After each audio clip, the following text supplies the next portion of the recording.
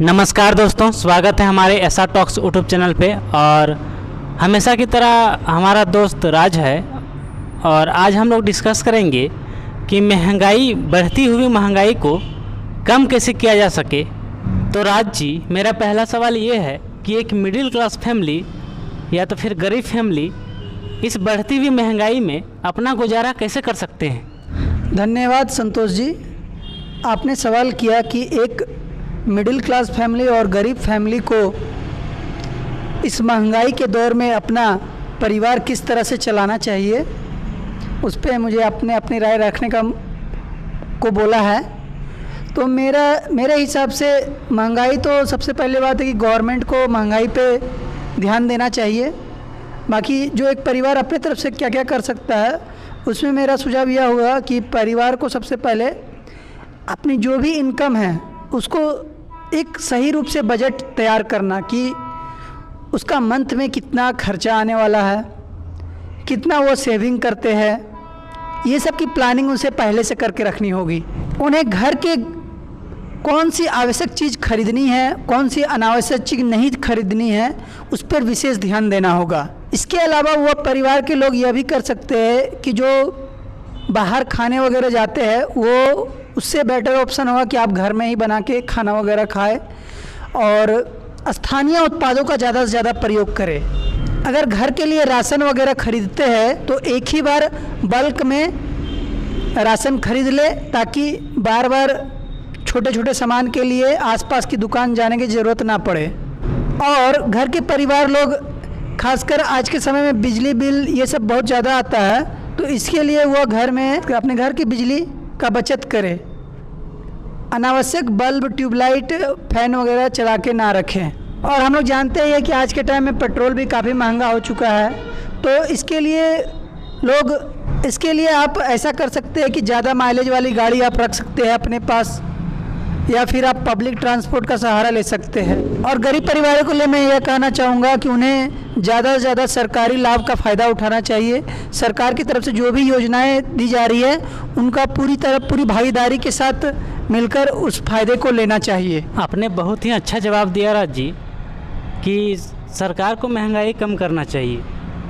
तो मेरा अगला सवाल ये है कि सरकार को महंगाई कम करने के लिए क्या क्या कदम उठाना चाहिए, इसके बारे में आप क्या सोचते हैं?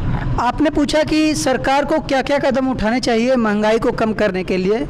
तो सबसे पहला कदम यह उठा सकती है सरकार कि वह अन्य देशों पर अपनी निर्भरता को कम करे, क्योंकि आज के समय में जैसा कि हम लोग जान रहे हैं रूस और यूक्रेन में युद्ध हो रहा है। इसके अलावा ईरान और इजराइल में भी युद्ध हो रहा है, जिसके वजह से वहाँ से जो भी सामान आती है उन पे काफ़ी मात्रा में टैक्स लग रहा है।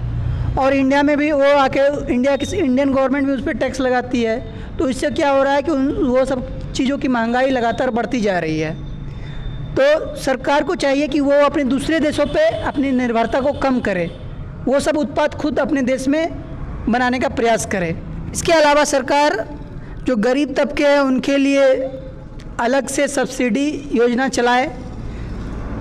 जैसे कि अगर बिजली बिल काफ़ी घरों में ज़्यादा ही आ रही है तो सरकार को चाहिए कि उस बिजली बिल का भुगतान खुद अपने तरफ से करें, खासकर गरीब परिवारों के लिए।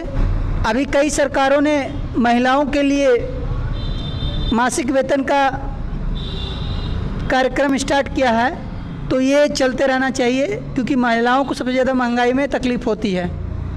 तो ये एक तरह से उनके लिए आर्थिक सहायता के रूप में काम करेगा।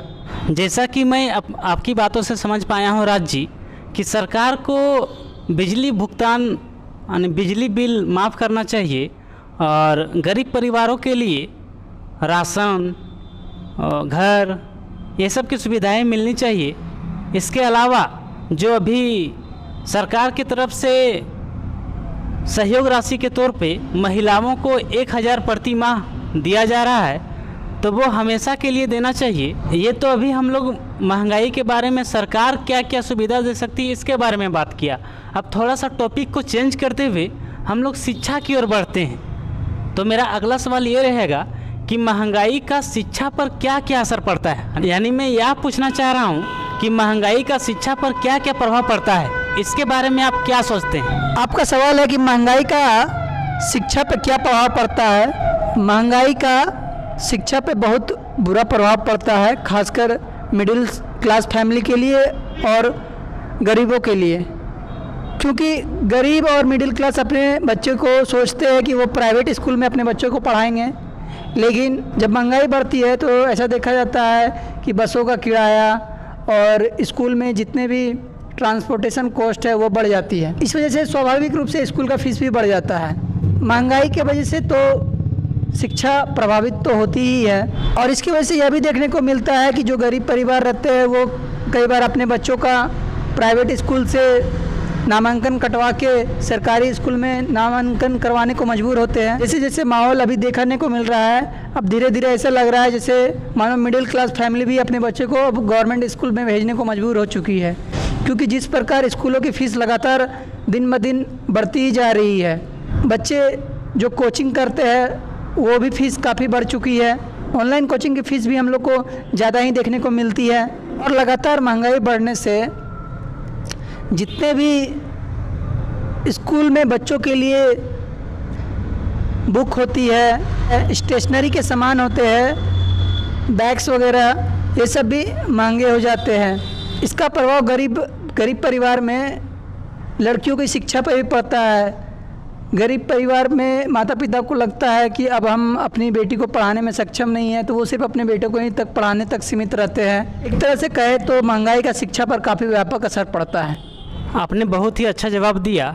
तो मेरा अगला सवाल ये है कि अगर कोई युवा कोई बिजनेस करना चाहे तो इस जैसे अभी हम लोग देख रहे हैं कि अभी महंगाई कितनी बढ़ गई है, तो इस महंगाई भरे दौर में उसको किन किन चुनौतियों का सामना करना पड़ सकता है, इसके बारे में आप क्या सोचते हैं? अपनी राय बताइए। आपका सवाल है कि इस महंगाई के दौर में युवा लोगों के लिए अगर वो कोई बिजनेस करना चाहते हैं तो उनको किन किन चुनौतियों का सामना करना पड़ता है।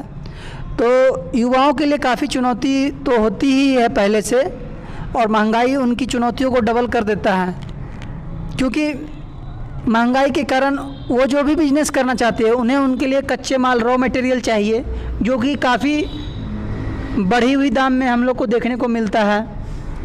इसके अलावा जो उसको वहाँ से लाने जहाँ से ये सामान लाएंगे उसके लिए जो उसको ट्रांसपोर्टेशन करना पड़ता है वो भी कॉस्ट काफ़ी उसको महंगी पड़ती है। उनके पास सीमित धन होता है जो वो अपने बिजनेस चलाने के लिए अपने पास रखते हैं, तो यह तो काफ़ी चुनौतीपूर्ण है उनकी। यह भी देखने को मिलता है कि कई युवा बिजनेस लोन लेकर करते हैं, तो जो वो बिजनेस बैंक वगैरह से लेते हैं उन्हें काफ़ी हाई इंटरेस्ट रेट पे करना पड़ता है, जो कि उनके लिए एक अलग से चुनौती है। और जब महंगाई बढ़ती है तो स्वाभाविक है जो लोग पहले से नौकरी कर रहे होते हैं उनकी अपेक्षा सैलरी की ज़्यादा होती है, वो लोग ज़्यादा तनख्वाह लेने खोजते हैं।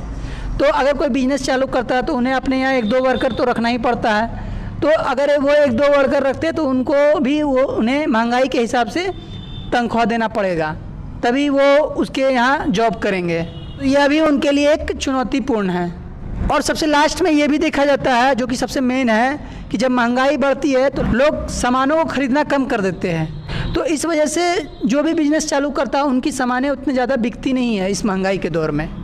तो ये सभी चीज़ें एक नए बिजनेसमैन को शुरुआती समय में काफ़ी चुनौतीपूर्ण बनाती है महंगाई के दौर में। आपने बहुत ही सुंदर जवाब दिए राज जी कि आज की युवा पीढ़ी को किन किन चुनौतियों का सामना करना पड़ता है। तो दोस्तों, आज का डिस्कशन हम यहीं पे समाप्त करते हैं। अगर आप हमारे एसआर टॉक्स यूट्यूब चैनल पर नए हैं तो आप हमारे चैनल को सब्सक्राइब कर लें, और हमारा वीडियो कैसा लगा आप कमेंट में ज़रूर बताएं, और हमारे आने वाले वीडियोज़ में किन किन टॉपिकों पर आप डिस्कशन चाहते हैं आप कमेंट में अपनी अपनी राय बताइए।